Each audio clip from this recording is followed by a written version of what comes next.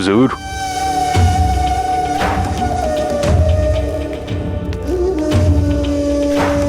हुजूर, दरबार से खबर लाया हूँ। खबर देने में देर नहीं लगाते बरखुरदार।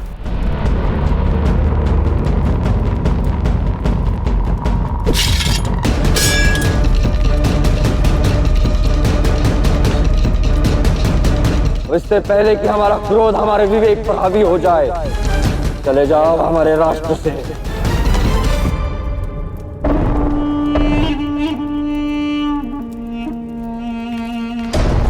शुक्र है हुजूर, उस पुरु को जाने का हुक्म शाहबमनी ने खुद से दिया। बेकार का सरदर्द बना था। दर्द में ही दवा छुपी होती है मोशिस। हमें किसी भी तरीके से उसे रोकना होगा। महाराज बमनी के खिलाफ खड़े होकर उन्हीं की मुखालफत करने की हिम्मत सब में नहीं होती है। हमें पुरु के गुस्से और ताकत का फायदा उठाना है।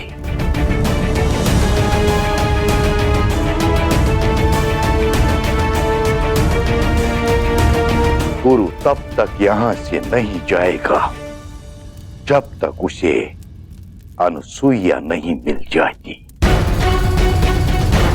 और इस काम में उसकी मदद हम करेंगे।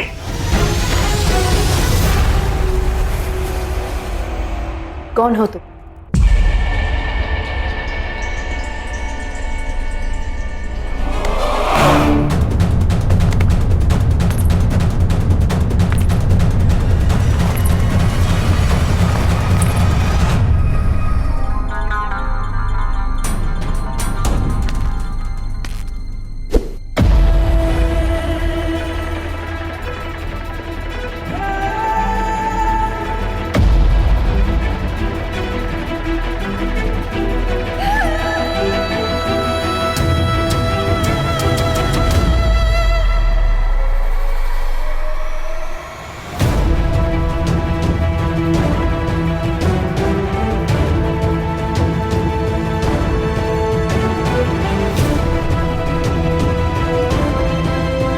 रुको फनकार, पहले फारस की शहजादी से मिलो।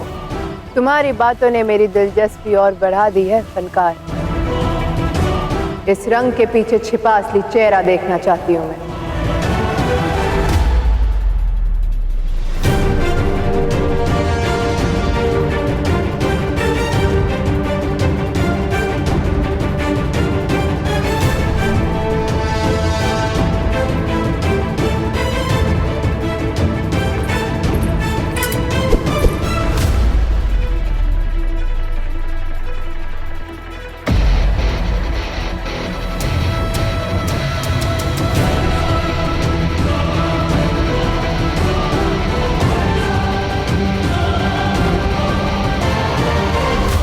अगर पुरु को यकीन दिला दिया जाए कि अनुसुईया महाराज बमनी की कैद में है, तो पुरु बमनी के खिलाफ खड़ा होने में जरा भी नहीं हिचकिचाएगा।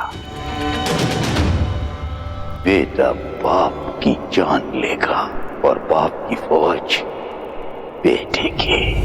उसके बाद हमारा रास्ता साफ, क्योंकि हमारी मुखालफत करने को न महाराज बमनी रहेगा और न दस्यु पुरु।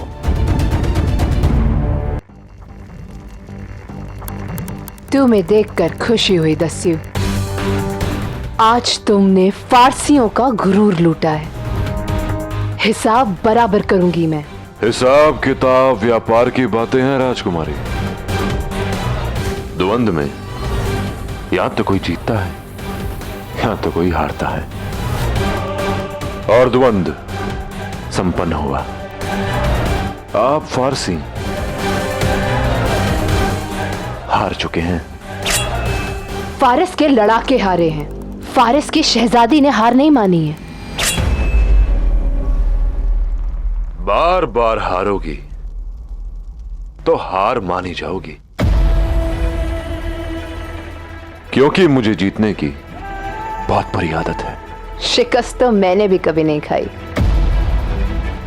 ये बात द्वंद के बाद कहती तो उचित होता।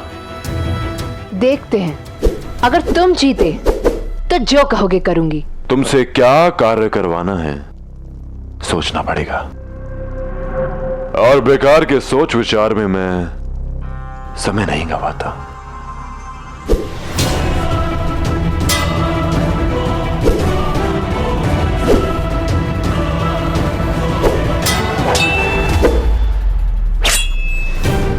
क्या कहते हो? मैं कहता नहीं, करता हूं।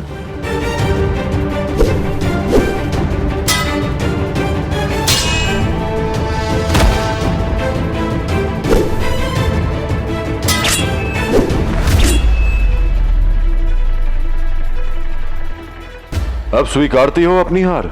अभी मैं निहत्ती नहीं हुई हूं। तो तुम्हारी ये इच्छा भी मैं पूरी कर देता हूं।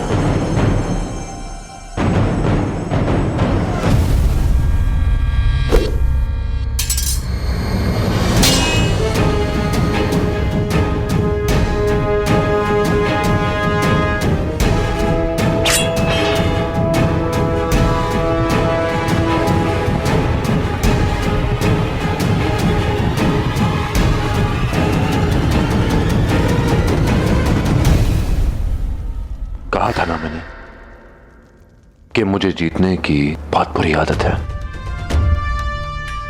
फारस दोबारा भारत से हार गया।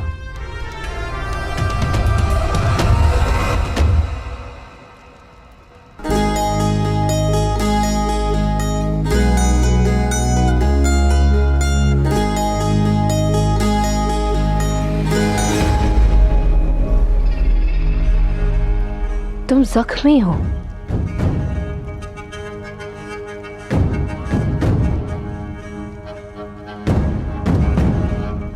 आओ मेरे साथ, तुम्हारा इलाज जरूरी है। बड़े विचित्र हो तुम फारसी। घाव देने आई थी, उपचार करने जा रही हो। फारस के बारे में तुम अभी बहुत कुछ नहीं जानते हो। फारस दुश्मनी निभाना जानता है तो दोस्ती भी।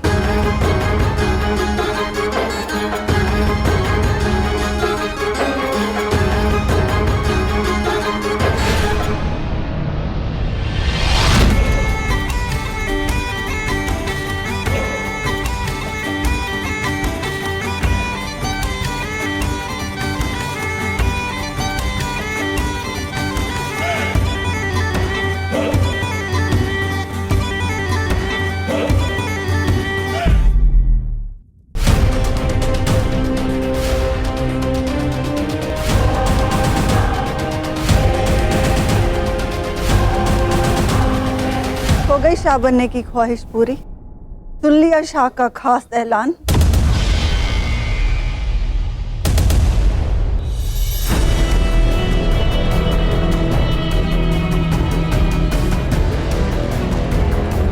जहां तक मैं समझता हूं, शाह आज नहीं तो कल मेरे शाह बनने का ऐलान जरूर करेंगे। शायद आज रात को ही, अपनी शादी के बाद। समझ में नहीं आता, सच सामने होते हुए भी तुम उसे कबूल क्यों नहीं कर रहे अलेक्जेंडर? तुम जानते हो फिलिप ने शादी क्यों की, और ये ऐलान अरेडियस के पागल होने के बाद ही क्यों किया। जिस सच से तुम भाग रहे हो, फिलिप वो सच मान चुका है।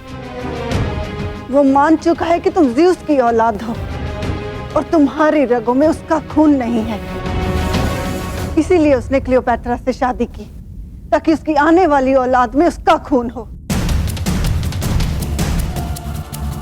मेरा ख्याल है कि रात तक आपको सच पता चल जाएगा। तब तक क्यों ना आप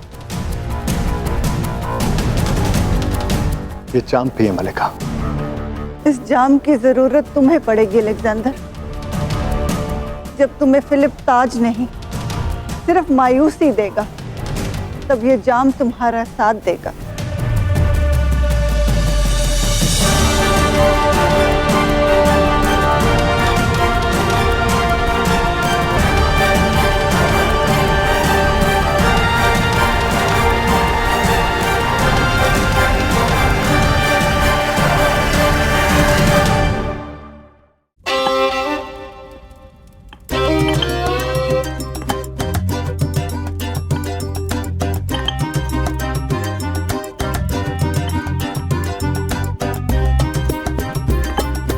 राजकुमारी, थोड़ा ठीक से पीसो, नहीं तो वो औषधि किसी काम की नहीं। बीमार को हक नहीं कि तीमारदारी करने वाले को सीख दे। चुपचाप लेटे रहो।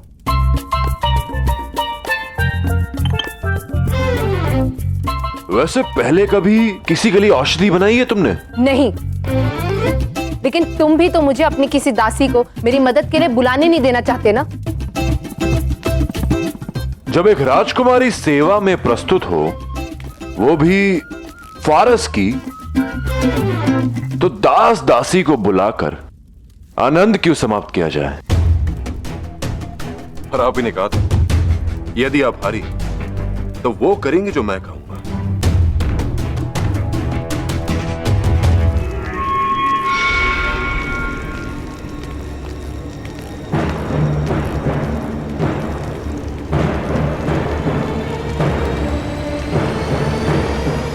हमें दृष्टि बनाए रखनी होगी। सुना है वो दस्यु महल के पीछे से जाते हुए देखा गया है और उसे चोट भी लगी है। वो अधिक दूर तक नहीं गया होगा। चलो।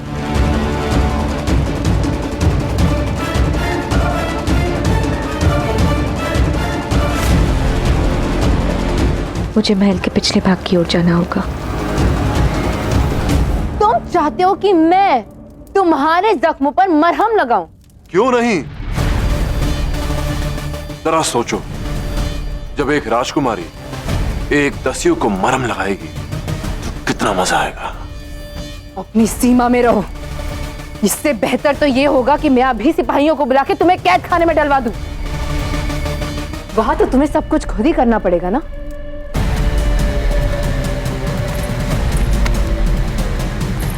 लो, और अपने जख्मों पर खुद ही मरहम लगाओ। तुम ऐसा नहीं करोगे राजकुमारी।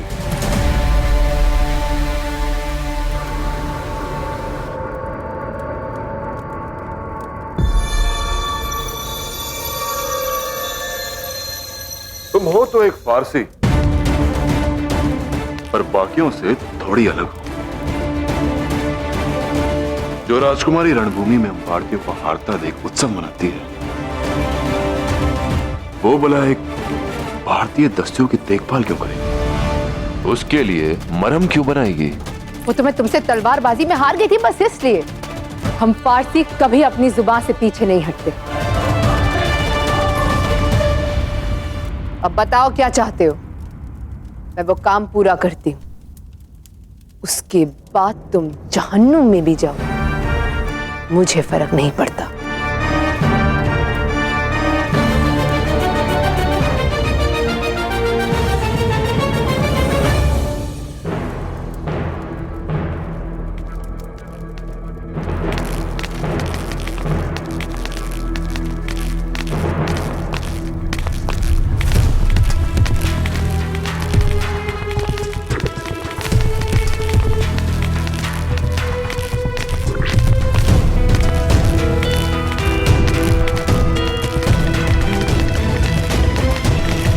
रुको,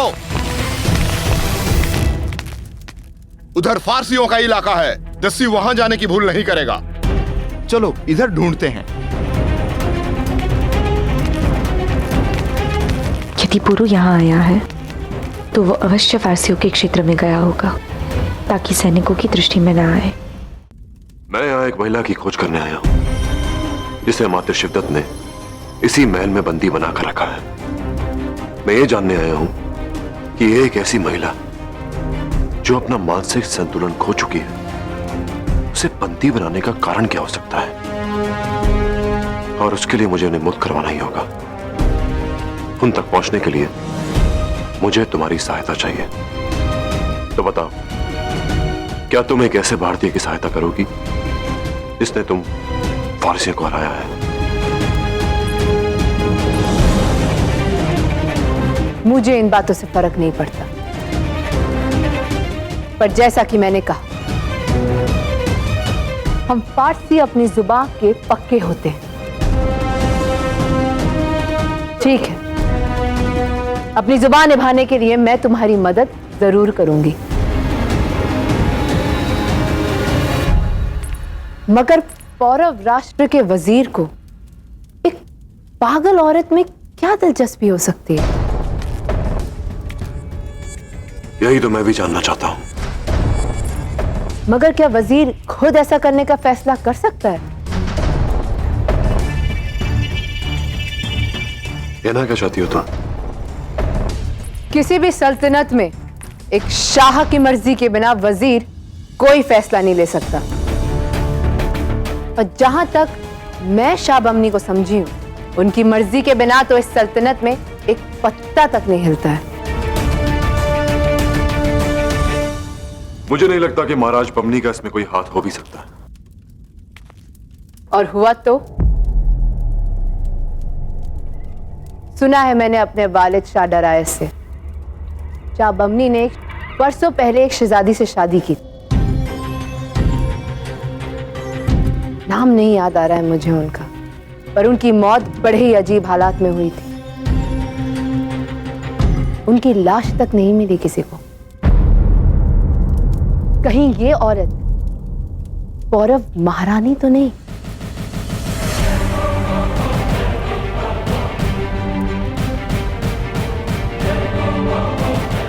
क्या तुम अभी ये पता लगा सकती हो कि वो महिला कहाँ बंदी है? बेशक, मगर उससे पहले मेरी एक शर्त है। क्या? पहले मैं अपने हाथों से तुम्हारे जख्म पर मरहम लगाऊंगी।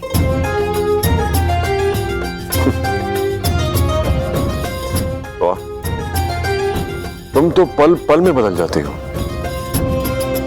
वैसे अचानक ये बदलाव क्यों? क्योंकि जो शख्स एक अनजान की जान के लिए अपनी जान पर खेलने को तैयार हो, वो इस्तेमालदारी का हकदार है।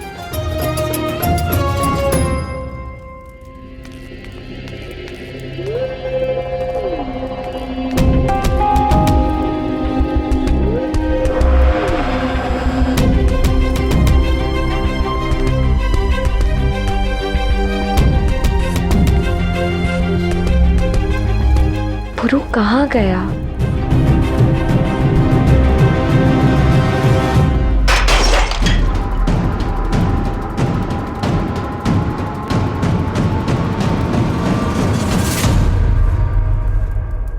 ये आभूषण तो उस महिला के गले में था। हमारे पास समय अधिक नहीं है राजकुमारी।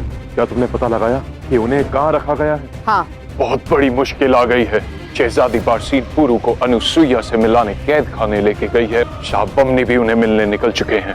अगर इन बाप बेटे दोनों ने अनुसुईया को देख लिया तो हमारी सारी तरकीब पर पानी फिर जाएगा।